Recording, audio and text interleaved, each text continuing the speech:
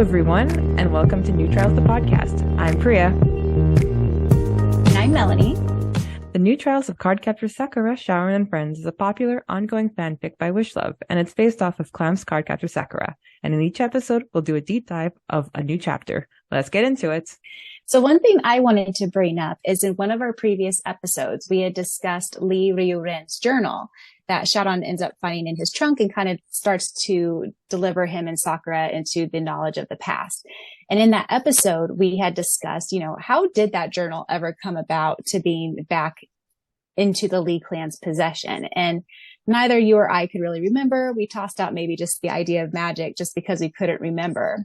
So right now I'm actually doing a reread of the series, and actually in part 2, Alliance of the Stars, Sakura actually runs into Ryota while Syaoran is doing his whole Dragon Isle Odyssey. And I completely forgot this, and I don't know if maybe this rings a bell to you, Preya, but so basically Sakura finds Ryota, and Ryota tells her the absolute triggering past, but then she also gives him the journal, and she's like, please give this to Lee Ryuren's wife. And I could not remember that at all. And so, he's like, well, maybe I will burn it. And so there we go. I vaguely remember, but definitely, I definitely don't remember all of that. Yeah. And as I was reading it, I was just like, this is just not ringing a bell at all. Like, it is just kind of crazy to me. So yeah, we'll talk more in detail once we get to this chapter eventually, but there we go. So today we'll be talking about Chapter 5, The 5-4 Scroll. It was released in the winter of 2000, and the word count is 6,050 words. Our cast is in the 8th grade, and it's in September. Now for the summary. Transforming the forces in the new cards had started to take its toll on Sakura, who was feeling drained when she awoke on Sunday. Nonetheless, she was still set on her plans to bake for Yukito, who will visit. The 5-4 scroll flashes as a vision in her head. At the Lees, Malin helped Syaoran with his injuries and sent him over to Sakura's with healing herbs. At the Kinomotos, Syaoran and Tuya come face to face, and the hostility is still there. As Sakura kicks her brother out and invites Syaoran in, he too has a vision of the 5-4 scroll. Sakura's weariness is noticeable in the kitchen, with several mishaps that made her restart her baking. When Sakura was in the basement to replace the china tea set she broke, she stumbled on Nadeshiko's old chest that she unlocked with her star key. Syaoran and Kiro-chan joined her, and after discovering the 5-4 scroll, everything turned black, and they were whisked away back in time. The group finds themselves in the schoolyard with Nadeshiko and Sonomi when they were around Sakura's age. They overhear Nadeshiko tell Sonomi about her dream about a man named Chloe Reed, telling her to find the 5-4 scroll in order to lead her to the Chloe book and keep it safe for the Chloe mistress. She bumps into a strange man who left before she could see his face. Sakura and company are brought back to the present, where Tuya brings Yukito over, and Syaoran takes his leave, forgetting his jacket. With new information of the past, Sakura begins to think of her mother as Nadeshiko, since she's Sakura's age. When Sakura retrieves the scroll after Kiro-chan reminds her to collect it, everything turns black. Well, the first thing I wanted to bring up is, so it's mentioned that, she just kind of like shows up at home. She's kind of bruised and battered from the trip. Her dad wasn't home, and she doesn't want her brother to find out. But in my head, I'm like, how would a school not let parents know? Exactly. And it's like, when she was eating, and then Tuya's like, oh, you're eating fast or something like that. And she's like, oh yeah, the last thing I had was fish from the river. And it's like, what did they do? Pick her up from the forest and send her straight home? And we talked about last time how she had a concussion. Like, the school should have been like, you need a CT scan. You need to go to the hospital. You guys spent a whole night in the woods. Like, who knows what happened to you guys? I've noticed like often in new trials, like Fujitaka, he's off.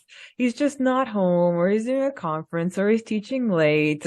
I guess it's just easier for like Sakura to do her things without like a parental figure. And Fujitaka trusts his kids. Yeah, he's pretty lenient as far as parents go, that's for sure. I just want to tell you that I love the sound effects that you use for this chapter. Thank you. I was pretty proud of this one. Yeah, from the alarm to the banging, it's just so immersive. Thank you. Appreciate it. I liked Kyo-chan's line about how he says that it's a mystery from the past's past, even before Chloe Reed.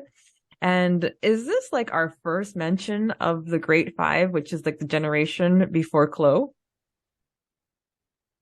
I think so. And it's mentioned more in detail in the next one, which we'll get to. But yes, I believe this is kind of the first mentioning of the fact that there was a generation even before Chloe Reed. Yeah, because I don't think I've noticed that line before, but now that we're really like scrutinizing like each word, it's like, oh, look, it's the Grade 5 mention even before we realized it. So then we also get Syaoran and Toya's first meeting since him leaving and coming back. It's like, I feel that it's a lot more aggressive in new trials than it ever was in CCS. But like, you have to remember Syaoran was 10 years old, so it couldn't really get that far. But now Syaoran and Tuya, they're like, well, you know, Syaoran is still 14 and Tuya must be like, what, in his 20s by now? But he's bigger. And if you think about the Syaoran Tuya relationship in new trials, it gets pretty dicey. Yeah, that is a word for it. I also like the Malin and Syaoran scene that we got, because I feel that like one of the few times that Syaoran actually lets his guard down is when he hangs out with Malin. Oh, for sure. Yes. And I just love how she treats him basically like, just get up. You're not hurt. Get up. And it was really nice of her to say, look, give this cream to Sakura. And it just shows that she's letting go of her like stubbornness of, it's like, no, Syaoran must be mine. And I really liked it when I saw that. Well, and I think she just knows him so well and she can just read him like an open book. And I think she knew that he was worried about Sakura because of how hurt she got over the trip. And so I think it was her way of being like, I can tell you're worried. Go check on her. Here's your excuse. That's really cute. So we have Syaoran over at Sakura's again, which I always love. And when they're baking together, it gives me vibes of future living together. So I'm very excited about that. What I noticed, though, is that Syaoran, he noticed that there weren't pictures of Nadeshiko when she was young. And that made me think that, oh, this could be a reference of when Nadeshiko married Fujitaka, her parents didn't approve. So all of her childhood and young adult picture, like school age pictures are still with them, and it never got to the Kinomoto residence.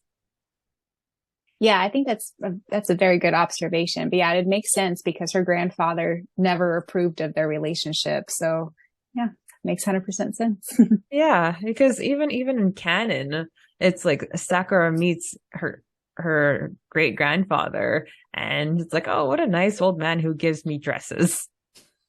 And Fujitaka is all encouraging it. It's like, yes, go see him. And she doesn't even realize. And I really like the fact that, like, I don't remember her grandfather's name, but he does like make some appearances in new trials. Yes. Yeah. I think it's mentioned a couple times that her and Tomeo go and see him over like a break or something like that. But, I think they were hanging out with him when Kai and Malin did the best couples contest together.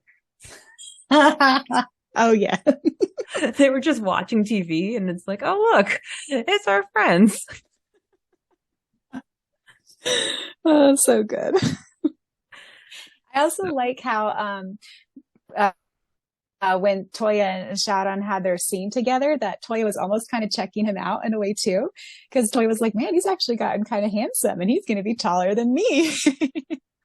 Yukito keeps ribbing at him, and it's like Toya's like, that's why I don't like him. It's because he's close. And honestly, it's Toya has more like fear of the right guy more than Fujitaka ever could. Yeah, I feel like he's definitely a lot more protective of Sakura than what Fujata is for sure. It's like it's a sister complex. There's no other way of looking at it. Yeah, yeah. I was able to relate with Sakura when she was messing up the recipes. It's like, in my case, I really enjoy baking, but cooking, I can't. I'm just not into it. And it's like, I'll try to cook something and it's just a flop. So, you know what's hilarious is this exact scenario that happened to Sakura has happened to me. No. So I can't bake to save my life. But when I was little, I was obsessed with Mary Kate and Ashley, kind of how like everyone was at my age at that time. And for those of you that probably don't remember, but Mary Kate and Ashley used to have this magazine that would come out once a month, and I subscribed to it. And they had this chocolate chip cookie recipe on the back. And I was so excited to make it. And I wanted to like prove to my mom that I'm a little grown up now. I can bake. And I was going to take it to all my little friends on the street. And yeah, I did. I think I put in a cup of baking soda instead of like a cup of sugar. No. They were salty and terrible. And I felt so bad that I literally did not even try to bake again until I was probably into my 20s. Wow. Oh, it's like, I could whip up a handful of recipes and like without a hitch, but it's just not my bag. See, that's why my boyfriend cooks. I'll wash the dishes. Yep. For the longest time, my husband has always been the main cook in the family, although I've started to kind of do more of it. It doesn't stress me out quite as much as it used to, but baking, forget about it. Baking's his domain. I let it be his domain and I'm happy for it to be. But I'm glad that Syaoran was helping Sakura because she really needed it. And I really like the way that we see the reoccurring trend of how she's like exhausted and how she's using her power more often. But Yue is still not activated yet. Right. Speaking of Yue, did you notice how she was always calling Yukito by his last name? Now that you mention it, yeah, because she keeps referring to him as Takashiro-san. Yeah, interesting. I thought that was an interesting choice on Wish-chan's side, but I don't see that going on for long because even in the canon, she was always like Yukito-san, Yukito-san. And even the previous chapters, I think it's like, oh, it's like Yukito is still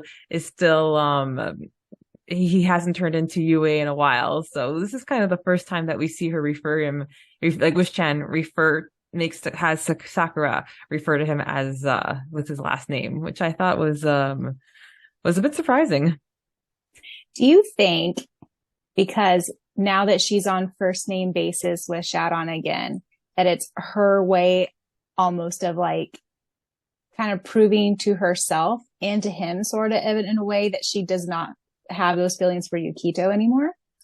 I think that we're probably looking too much into it, and the next time Yukito is going to be mentioned, it's going to be Yukito-san. It's our job in this podcast to look way too much into things.